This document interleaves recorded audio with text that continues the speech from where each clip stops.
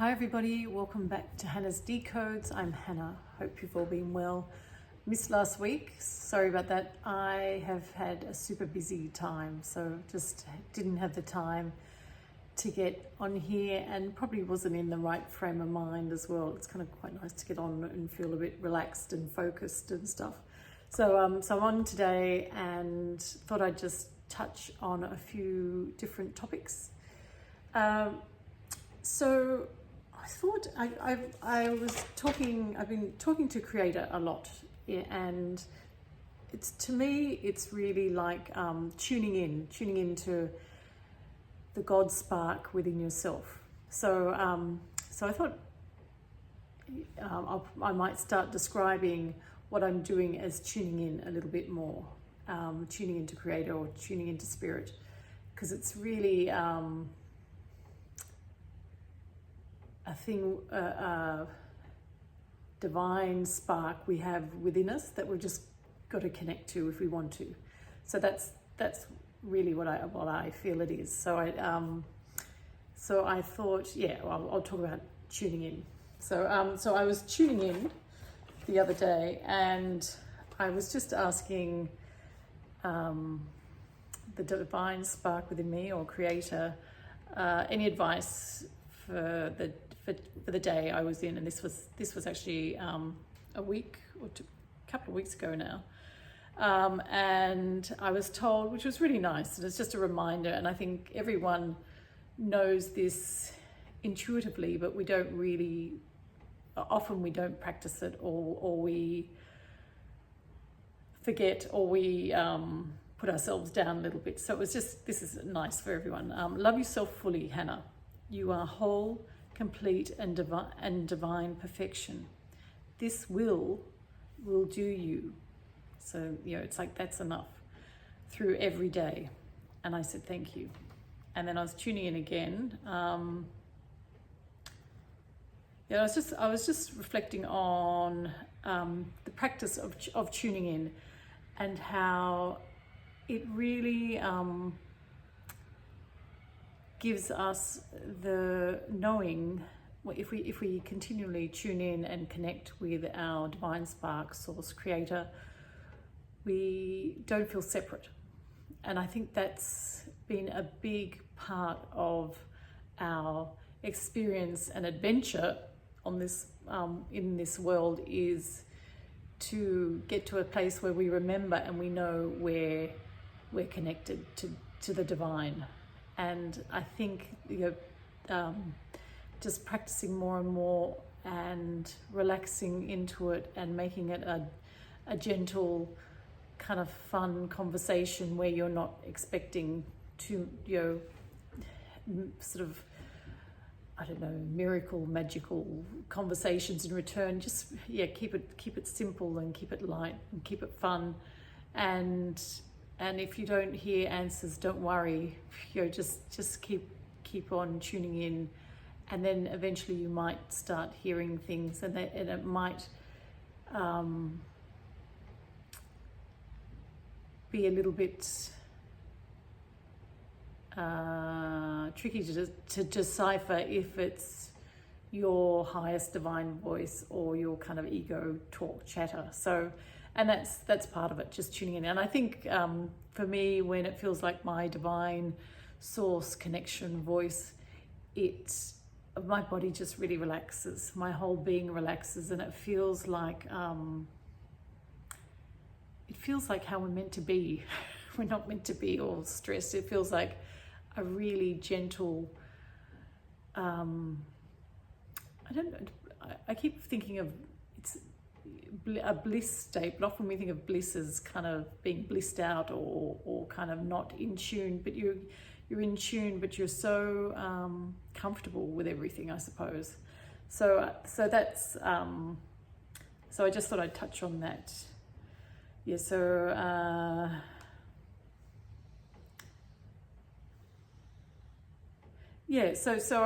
I wrote what I'm doing feels, as far as tuning in, feels like true power to me, and gives me, as a the person I am, the power to connect on our earthly plane with all with the spiritual realm is incredibly powerful. And I think, I'm just touching the tip of the iceberg, I think. So I think, it's so expansive. It's also, I had my meditation with a group of friends today, and we're all talking about how experimenting in these fields is so much fun.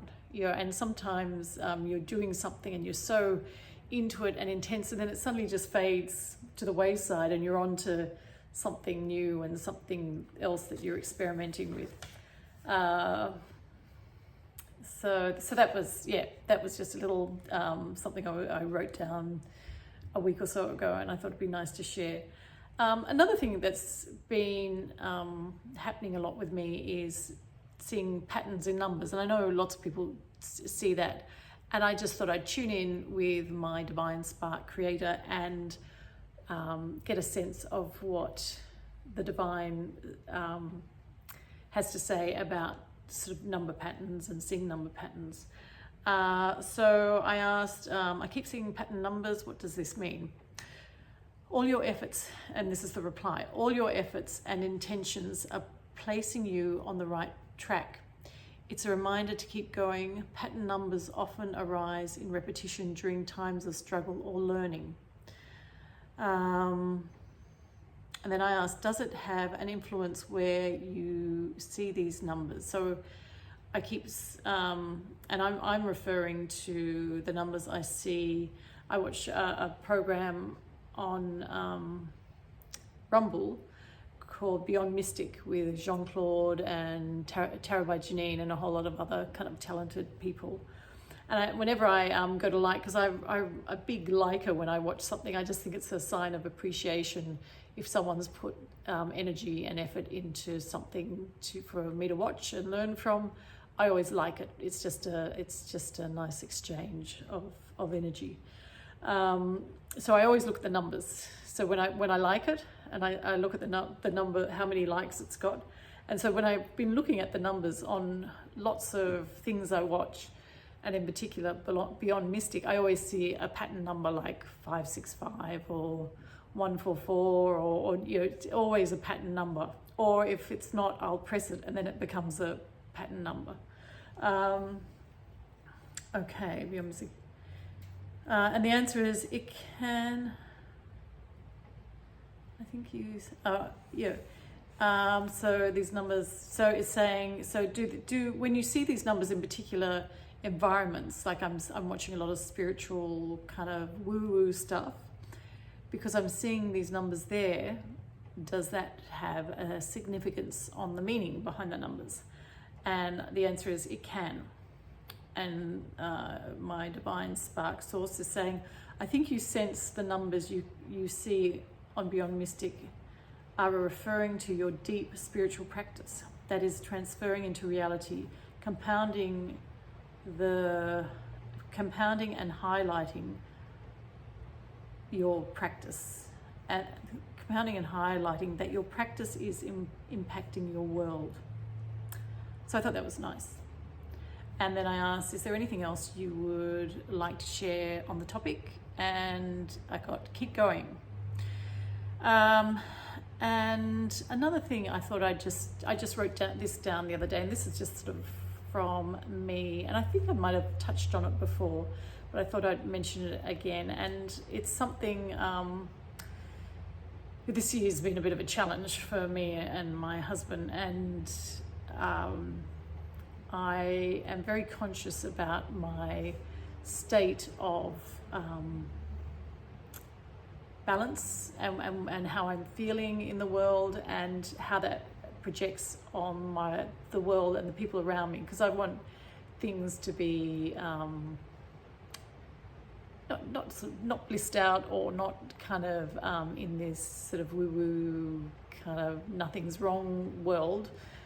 Well, that'd kind of be nice, but just a balance. I think we really need a balance, and to be in a state of stress for a long period of time isn't good for your health, isn't good for the people around you, isn't good for the world. So So often when I'm in these situations, I'm constantly trying to regulate my emotions with being in nature, sort of meditation and focus, and things that make me feel good and joyful, being with the family.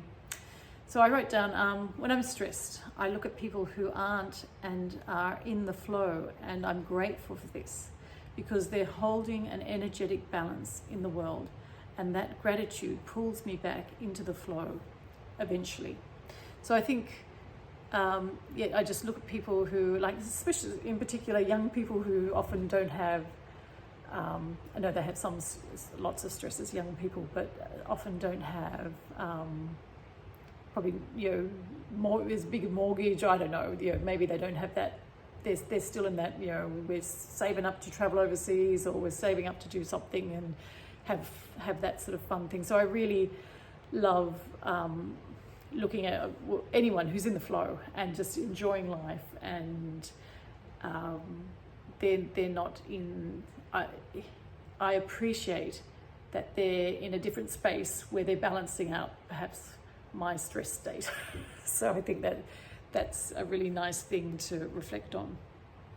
Okay, another thing I thought I'd talk about quickly. I watched a really long video by Michael Sala interviewing George Kavasilis, and they're both Australian guys and really interesting, and they were talking about 3i Atlas, and it was really long and extensive, so I'm going to be paraphrasing in a really simplistic way, which may not do the interview justice. So I'll put a link down, and I really recommend going and seeing it.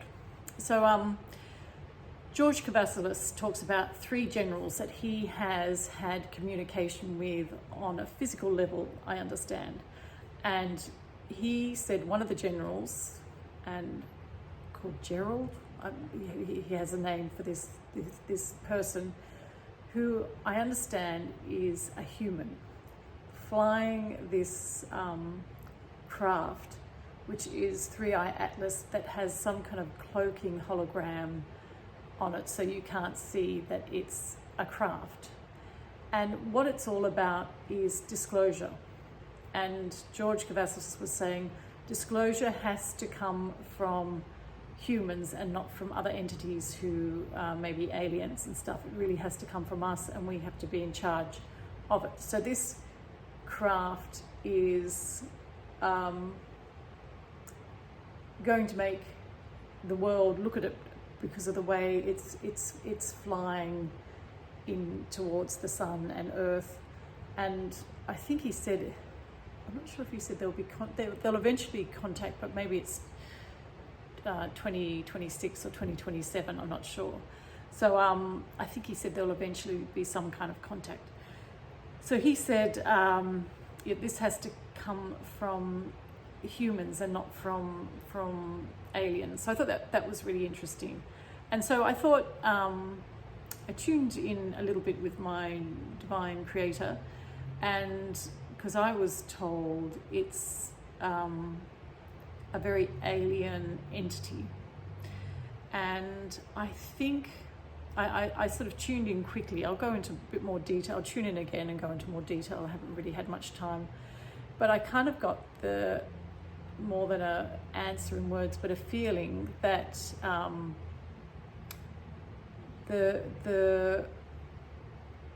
the craft, or the person, or the being in the craft who is human or whatever, what the message they carry and the energy they carry is exposing a lot of foreign stuff to us. So it still has that alien aspect to it. That I mentioned that the information I got is that it will broaden our understanding of us. Even though it's an understanding of other beings and other worlds and stuff, it will broaden our understanding of us as a collective and unite us. So I thought that was still quite relevant to George Kavasilis's information. So really worthwhile checking out, and an interesting guy. And I sort of went to one of his courses years ago, and it was really, really interesting, fascinating guy. And he's had lots of contact and experiences and stuff. So yeah, really worthwhile listening to. So I think that's it. And a quick, I've been doing a few kind of energy healing and manifesting experiments that thought I wouldn't share until I kind of can say I did this, this, and this, and this. So I'm having a lot of fun doing that at the moment. So hopefully down the track soon we can delve into that, and I'll tell you what I'm up to. So I think that's it. And if you'd like to, please like, share, and subscribe. And I'm pretty sure I'll see you next week, because things have calmed down a little bit in my life. Okay, thanks so much, guys. See you later. Bye-bye.